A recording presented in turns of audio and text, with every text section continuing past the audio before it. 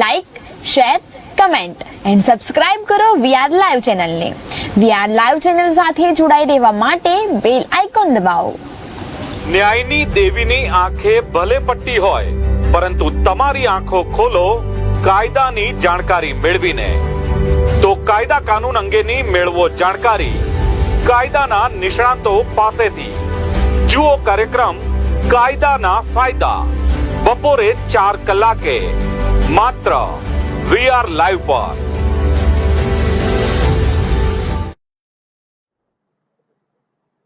નમસ્કાર દર્શક મિત્રો, આપ જોઈ રહ્યા છો વીઆર લાઈવ નો ખાસ કાર્યક્રમ કાયદાના ફાયદા. હું છું વસીમ. દર્શક મિત્રો, આપ જાણો છો એવો કાર્યક્રમ છે જેમાં આપણે દેશના જુદા જુદા કાયદા વિશે તજજ્ઞો પાસેથી સંપૂર્ણ માહિતી મેળવતા હોઈએ છીએ. દર્શક મિત્રો, તમને કોઈ પ્રશ્ન હોય તો કોલ કરીને તમે પણ પૂછી શકો છો, પરંતુ વિનંતી એટલી કે જો આપ કોલ કરો ત્યારે તમારા ટીવી નું વોલ્યુમ બંધ રાખજો. જો તમારા ટીવી નો અવાજ ચાલુ હશે તો અમે તમને જવાબ આપી શકીશું નહીં.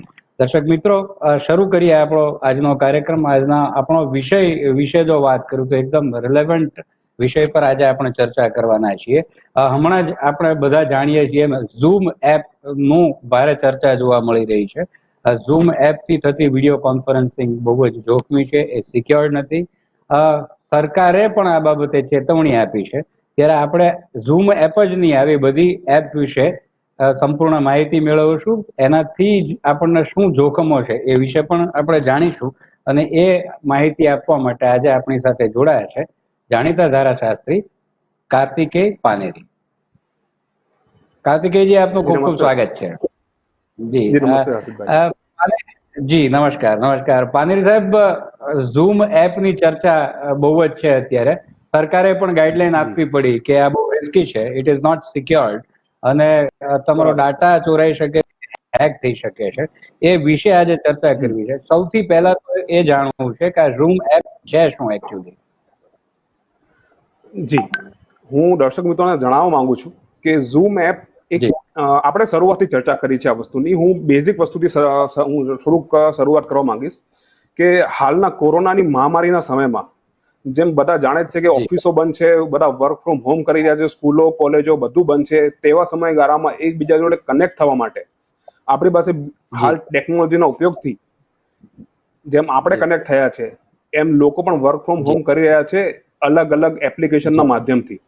હવે આ સમયગાળામાં જોઈએ તો ઝૂમ એપ બહુ એક લોકપ્રિય માધ્યમ બન્યું છે લોકોને ભેગા થવા માટે. ઝૂમ એપ એના માટે લોકપ્રિય બન્યું છે કે એક સાથે તમે 100 જણા સુધી ભેગા થઈ અને ઝૂમ એપનો ઉપયોગ કરી તમે કોઈ પણ જાતનું વર્ક ફ્રોમ હોમ કરી શકો છો. અગર કે કોઈ સ્કૂલ હોય, કોલેજ હોય તો એના લાઈવ લેક્ચર તમે જાણી શકો છો. એમાં 1 વે અને 2 વે કોન્ફરન્સ બી તમે કરી શકો છો. એનો મતલબ એ છે કે જે હોસ્ટ હોય છે એ સપોઝ કે આપણે સ્કૂલના કોઈ ટીચર હોય છે, એ ભણાવવાનું શરૂ કરે તો એની સાથે લગભગ 50 જણા અગર ક્લાસના સ્ટુડન્ટ હોય તો એ બધા બી એમની સાથે જોડાઈ કંઈ નવું શીખી શકે છે અને એના માધ્યમ દ્વારા એ લોકો એમના વિચારો આપલે કરી શકે છે, સ્કૂલનું હોમવર્ક કરી શકે છે કે બીજું કોઈ ઓફિસ હોય, ઓફિસનું કોઈ બી કામ હોય જે હાલના મહામારીના સમયમાં COVID-19 ના સમયમાં કોઈ હમણાં ઓફિસ અટેન્ડ નથી કરી શકતા, ઘરની બહાર નથી નીકળી શક્યા, બધા લોકડાઉન થઈ ગયેલા છે. તેવા સમયમાં એકબીજા સાથે જોડાવા માટે આ એક જ માધ્યમ આપણી પાસે વધ્યું છે અને એના માટે આ એપ બહુ લોકપ્રિય થયું છે. અને આ છેલ્લા માર્ચ થી એપ્રિલ સુધીમાં લગભગ કરોડોની સંખ્યામાં મોબાઈલમાં લોકોએ ડાઉનલોડ કરેલ છે આ એપ. એટલે આ એપ એ માટે પણ ખૂબ લોકપ્રિય થઈ છે. જી બિલકુલ. જી વકીલ સાહેબ, એ જાણવું છે કે આ એપ કામગીરી કઈ રીતે કરે છે? આ એપની કામગીરી શું હોય છે? એ કેવી રીતે કામ કરે છે? તમે જેમ હમણાં જણાવ્યું એક સાથે 100 લોકો આમાં જોડાઈ શકે છે, જે હોસ્ટ હોય એ બધાને જોડી શકે છે અને વર્ક ફ્રોમ હોમ પણ કરી શકે છે એક સાથે 100 જણા. તો એની કામગીરી એ કઈ રીતે કરે છે આ એપ? જી, આમાં કઈ રીતનું હોય છે કે સપોઝ આજે મારે કોઈની સાથે જોડાવવું હોય તો એના માટે મારે સૌથી પહેલા અત્યાર સુધીમાં એક લિમિટેશન છે. સપોઝ કે હું કોઈને વોટ્સએપ કોલ કરી રહ્યો છું, મારા મોબાઈલથી બીજા જોડે વાત કરવા માટે મારે જોડાવવું હોય તો મારી પાસે વોટ્સએપ કોલની સુવિધા છે, પણ વોટ્સએપ કોલની સુવિધામાં મારી પાસે ખાલી 4 જણા જોડે હું વાત કરી શકું છું. બીજી કોઈ એપ છે એમાં બી અગર હું કોઈની જોડે જોડાવું છું, મારી પાસે એક લિમિટેડ સંસાધન છે, હું ખાલી 7 થી 8 જણને જોડી શકું છું. પણ ખાલી ઝૂમ કોલ જ એક એવું ફીચર આપે છે કે જે તમે 100 જણા સુધી તમે જોડી શકો છો અને 40 મિનિટ સુધી તમે નોન સ્ટોપ કન્ટિન્યુઅસ તમે વાત કરી શકો છો. એકબીજા સાથે જોડાયેલા રહી શકો છો. હવે આપણે જોવા જઈએ તો આ જે એપ છે એમાં તમને એક મીટિંગ આઈડી આપવામાં આવે છે અને યુનિક પાસવર્ડ આપવામાં આવે છે. એ પાસવર્ડ તમને જેટલા બી લોકોને જોડાવવું હોય એ આ માધ્યમથી જોડાઈ શકે છે અને એ આઈડી અને પાસવર્ડ નાખ્યા પછી તમે કનેક્ટ થઈ શકો છો એકબીજા જોડે. એટલે તમે તમારું આચાર સંચારની આપલે કરી શકો, વિચારોની આપલે કરી શકો છો એકબીજા જોડે. એટલે ઝૂમ એપ ખરેખર એક પ્લેટફોર્મ છે જેના દ્વારા તમે માઇક અને ફોનના કેમેરાનો ઉપયોગ કરી એકબીજા સાથે જોડાઈ શકો છો. જી જી બિલકુલ વકીલ સાહેબ, તમે બહુ સરસ માહિતી આપી. બીજો સવાલ પૂછું એ પહેલા એક આપણે કોલર મિત્રને લઈ લઈએ. હેલો. જી બિલકુલ. હેલો. હાજી, આપનું નામ જણાવો. મારું નામ પૂનમ શાહ છે. હું જીવરાજ પાસથી બોલું છું. જી પૂનમભાઈ, આપનું ખૂબ સ્વાગત છે. આપનો પ્રશ્ન જણાવો. મારો પ્રશ્ન એવો છે જી કે મારે 4 દિવસ પહેલા આ રિઝર્વ બેંકમાં ઇન્ડિયામાંથી કોઈ કોલ આવ્યો હતો જી અને મોરેટોરિયમ માટે મને લોન કે તમારી લોન ચાલુ છે, મોરેટોરિયમ તમને મળી શકે છે, તમારા જી રજીસ્ટર્ડ મોબાઈલ નંબરથી ઓટીપી આવે છે જી એ અમને શેર કરો. બરાબર. તો હવે આ વસ્તુ કેટલી સાચી છે અને કેટલી ખોટી છે એ મારે જાણવું છે. બિલકુલ, બહુ મહત્વનો સવાલ તમે પૂછો કે બધા દર્શકો માટે જરૂરી એવો આ સવાલ છે. વકીલ સાહેબ, સવાલ આપે સાંભળ્યો છે. જી બિલકુલ.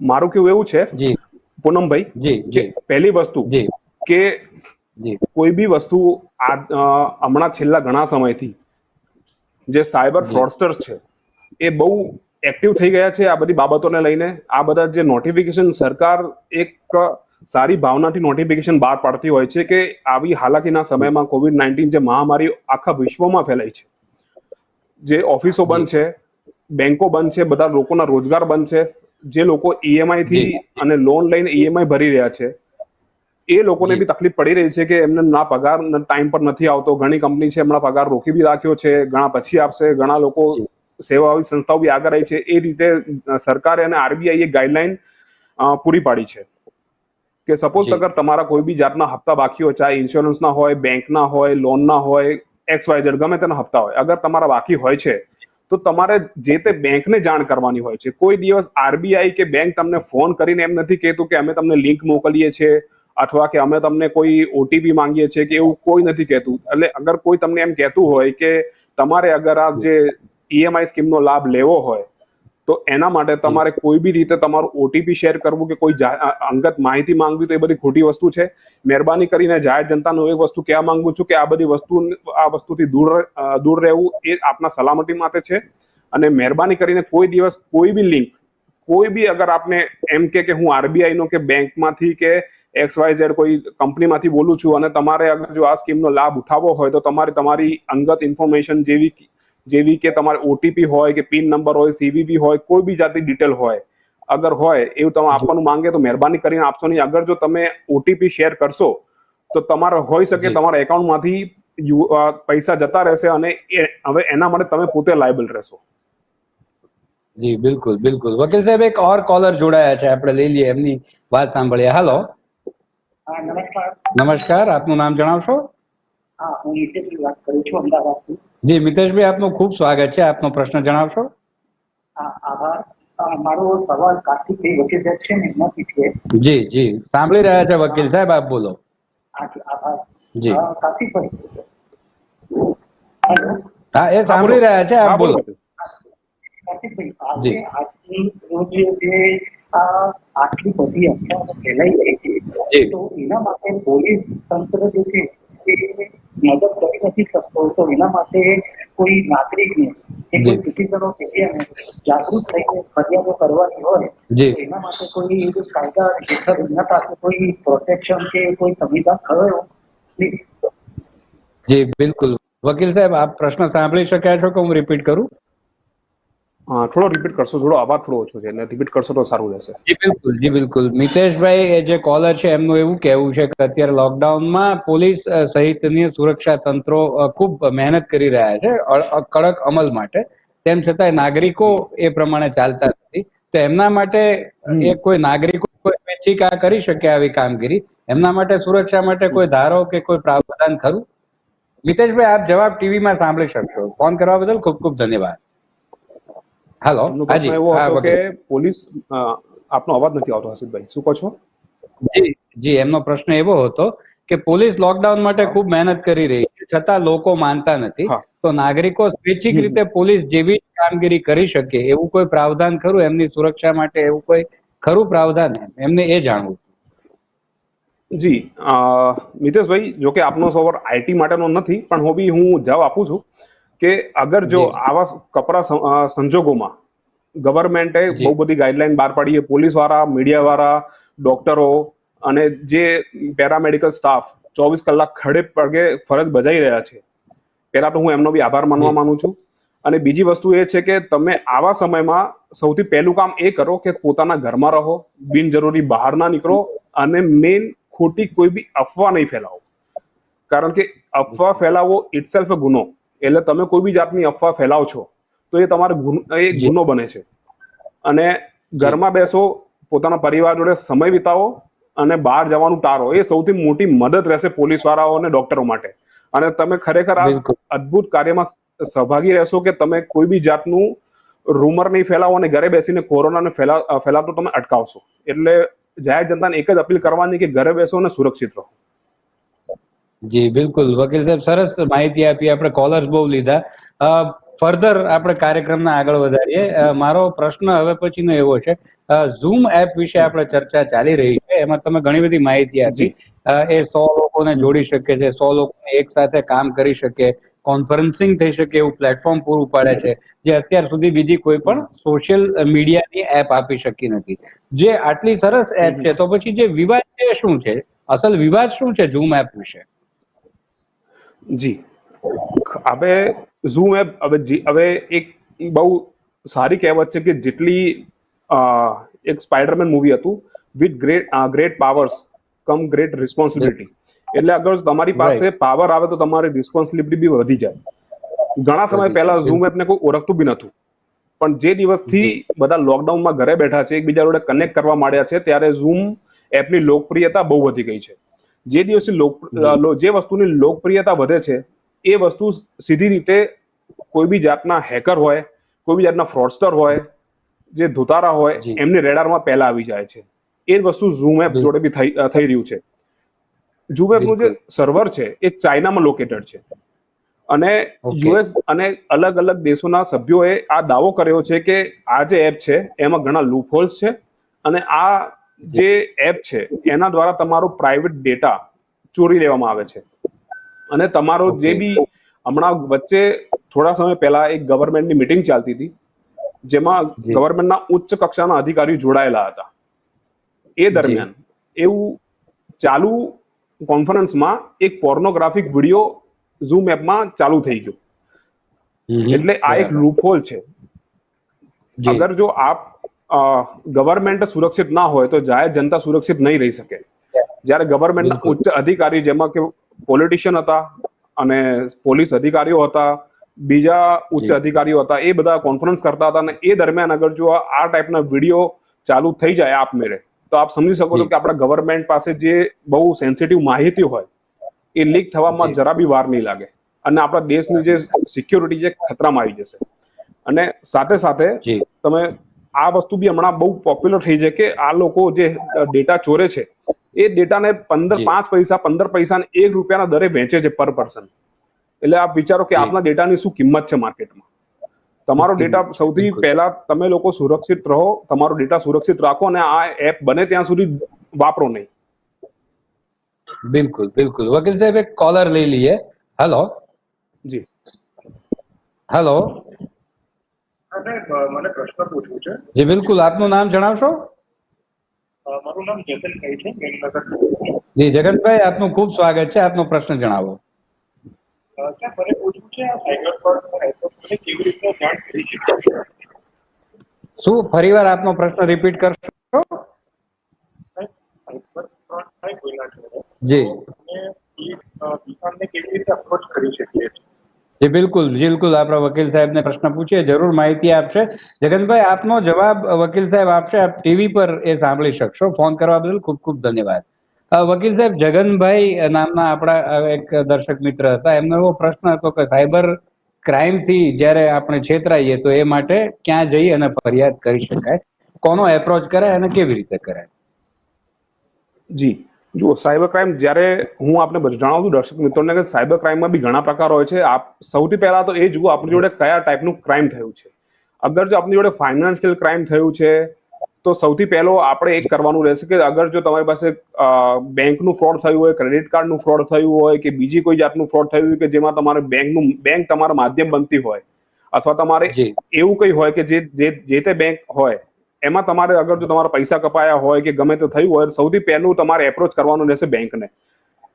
બેંકને એપ્રોચ કરીને તમે જાણ કરો કે તમે કઈ રીતે આના શિકાર બન્યા છો સાયબર ક્રાઇમના, અને એ વસ્તુ બેંકને ડિટેલમાં જણાવો કે તમારી જોડે શું થયું હતું અને કઈ રીતે તમારા પૈસા ગયા છે, અને આગળ જે બી હકીકત છે બેંકને જણાવો. તાત્કાલિક તમારા બેંક એકાઉન્ટ બ્લોક કરાવી દો. અગર જો ક્રેડિટ કાર્ડ ફ્રોડ હોય એવા ટાઈમમાં સૌથી પહેલું તમારું ક્રેડિટ કાર્ડ બ્લોક કરાવો, જેથી ફર્ધર જે તમારી જોડે છેતરપિંડી ના થાય અને તમે છેતરપિંડી અટકાવી શકો છો. બીજું એ કર્યા પછી લેખિતમાં તમે પોલીસ સ્ટેશનમાં જઈને જાણ કરો. જે તે અગર જો સાયબર સેલ તમારા વિસ્તારમાં ના હોય અથવા તમારા શહેરમાં ના હોય તો તમે લોકલ પોલીસ સ્ટેશનમાં બી જઈને તમારી આસપાસના એક લેખિતમાં એક એપ્લિકેશન આપી શકો છો કે મારી જોડે આ ક્રાઇમ થયું છે, અને એમાં ડિટેલ તમે આપો, તમારો મોબાઈલ નંબર, તમારો બધી વિગત ભરીને આપો, અને વિગત સાથે તમારી શરૂઆતથી તમે એમાં બતાવો કે તમારી જોડે શું ક્રાઇમ થયો, કઈ રીતે થયો, કેટલો થયો, બધું જાણીને એમની રિસિપ્ટ કોપી લઈ લેજો. એટલે પોલીસ તમને જરૂર હેલ્પ કરશે. અગર ફાઇનાન્શિયલ ક્રાઇમ સિવાયના કોઈ ક્રાઇમ થયા હોય તો એના માટે બી તમે પોલીસને લેખિતમાં જાણ કરી શકો છો, અને ચોક્કસપણે આપણી પોલીસ એટલી હાઈટેક થઈ ગઈ છે ગુજરાત પોલીસ કે તમને ડેફિનેટલી હેલ્પ મળશે. જી બિલકુલ. વકીલ સાહેબ, ખૂબ સરસ માહિતી આપી.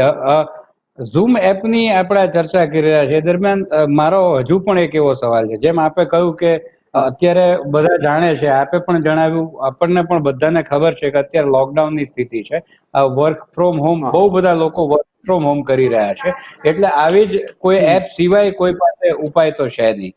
તો હવે આવી કોઈ એપ યુઝ કરવી પડે ફરજિયાતપણે તો કેવા પ્રકારની કાળજી લઈ શકાય?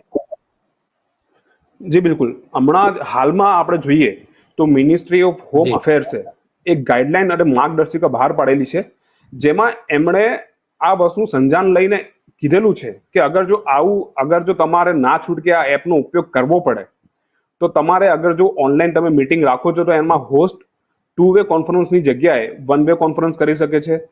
વધુમાં અગર જો તમે મીટિંગ ચાલુ કરો છો તો એમાં વેઇટિંગ પીરિયડનું બી ઓપ્શન આપે છે. વેઇટિંગ પીરિયડનો ઓપ્શન એ છે કે અગર જો વધુ મિત્રો જોડાવા માંગતા હોય એમાં તો એમનો કોલ હોલ્ડ ઉપર રાખે, અને જો લાગે હોસ્ટને કે આ આપણી જોડે જોડાઈ શકે છે, આપણે આમને ઓળખીએ છીએ અને આપણા માધ્યમથી આ જોડાઈને કંઈક શીખી શકશે, અથવા એ કોઈ કર્મચારી હોય, કોઈ કંપનીનો હિસ્સો હોય, અગર સ્કૂલ હોય તો એમના વિદ્યાર્થી હોય તો એમને જોડીને લઈ શકે છે.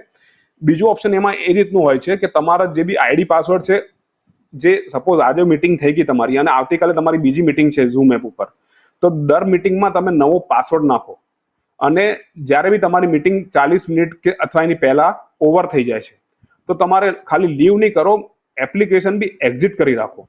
વધુમાં અગર જો ઝૂમ એપ તમારે મોબાઈલમાં રાખી છે તો તમારું મોબાઈલમાં એક સારું એન્ટીવાયરસ અને એન્ટીવાયરસ કરતાં બી ઇન્ટરનેટ સિક્યોરિટી રાખશો તો વધારે સારું રહેશે.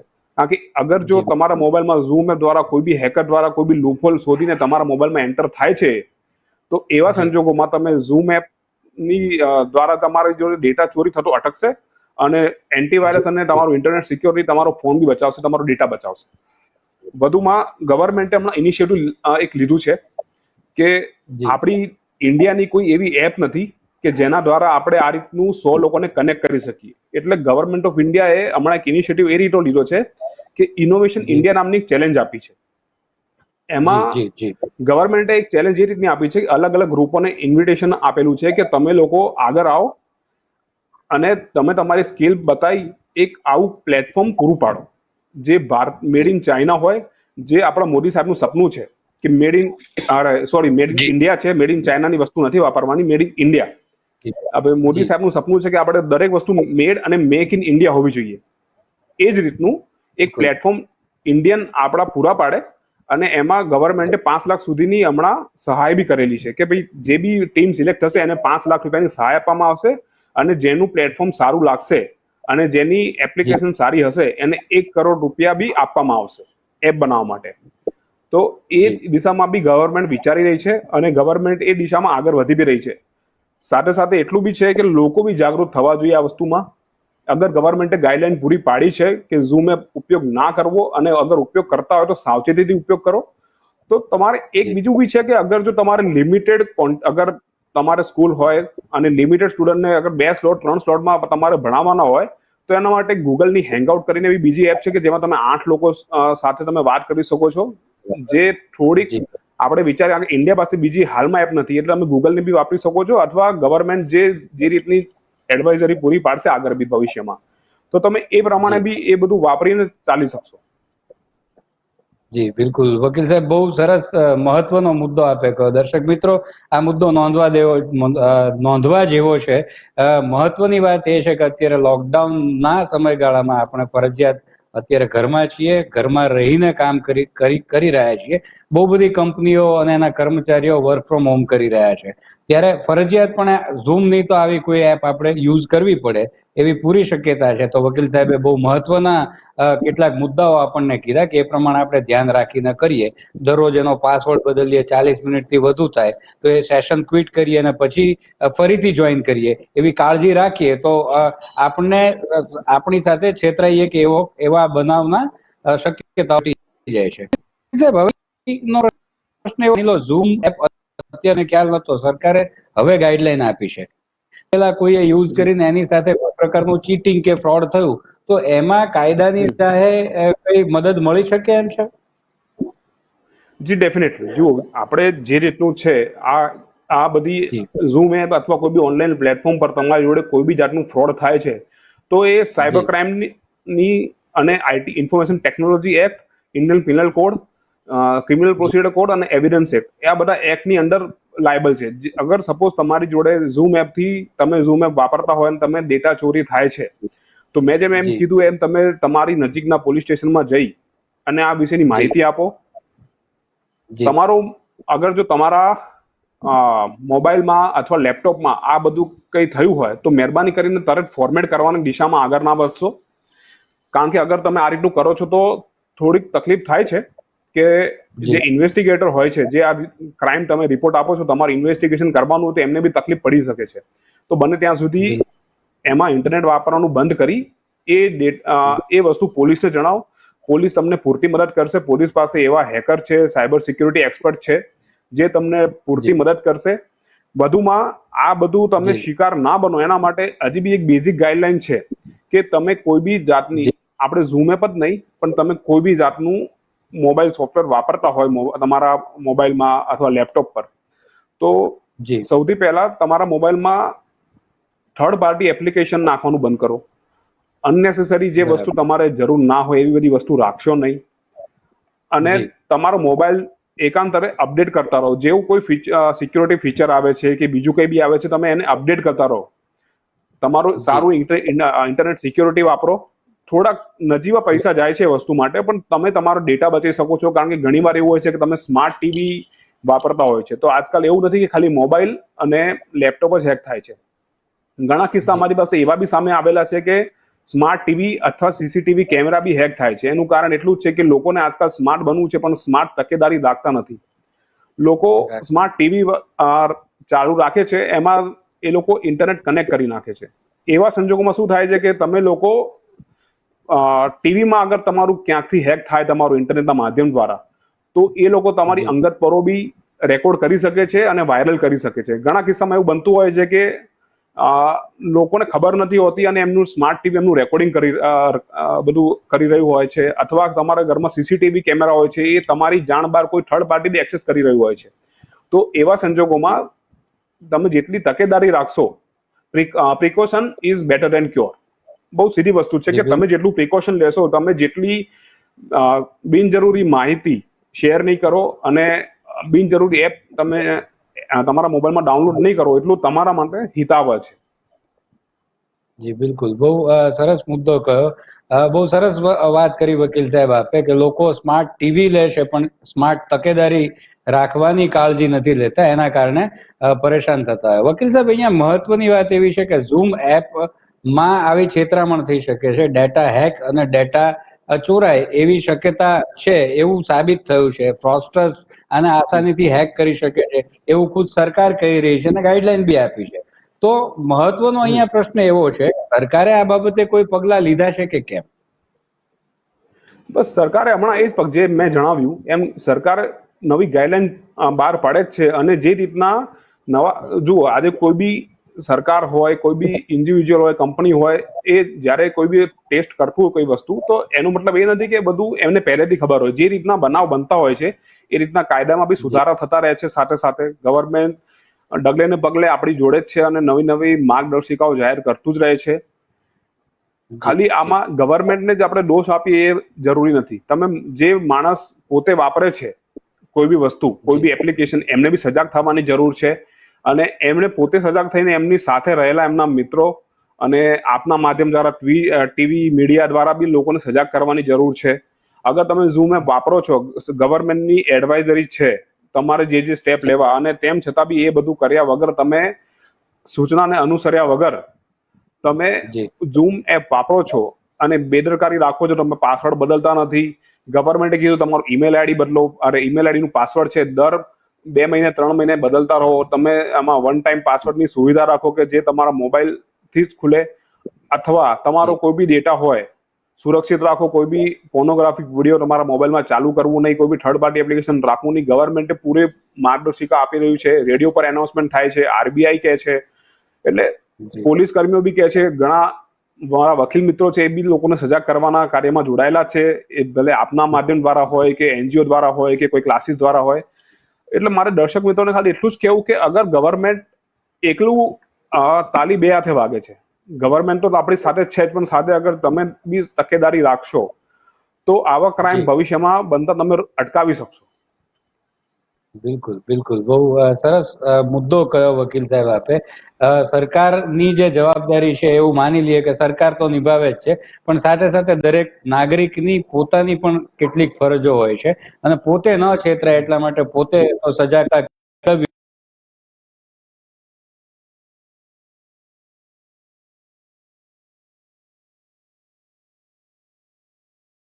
માહિતી આપી. આપણી પાસે બહુ બધા સવાલો છે, વકીલ સાહેબ પાસે માહિતી પણ ખૂબ છે, પણ સમયની આપણી મર્યાદા છે એટલે કાર્યક્રમ અહીંયા આપણે પૂરો કરવો પડશે. વકીલ સાહેબ, આપે અમને ટાઈમ આપ્યો, ખૂબ ખૂબ આપનો આભાર. દર્શક મિત્રો, ફરીથી મળીએ. જી ધન્યવાદ. ફરીથી મળીએ નવા તજજ્ઞ નવા વિષય સાથે. ત્યાં સુધી રજા. ધન્યવાદ. Like, share, comment and subscribe કરો વીઆર લાઈવ ચેનલને. વીઆર લાઈવ ચેનલ સાથે જોડાઈ રહેવા માટે બેલ આઇકોન દબાવો. ન્યાયની દેવીની આંખે ભલે પટ્ટી હોય, પરંતુ તમારી આંખો ખોલો કાયદાની જાણકારી મેળવીને. તો કાયદા કાનૂન અંગેની મેળવો જાણકારી કાયદાના નિષ્ણાતો પાસેથી. જુઓ કાર્યક્રમ કાયદાના ફાયદા બપોરે 4 કલાકે માત્ર વીઆર લાઈવ પર.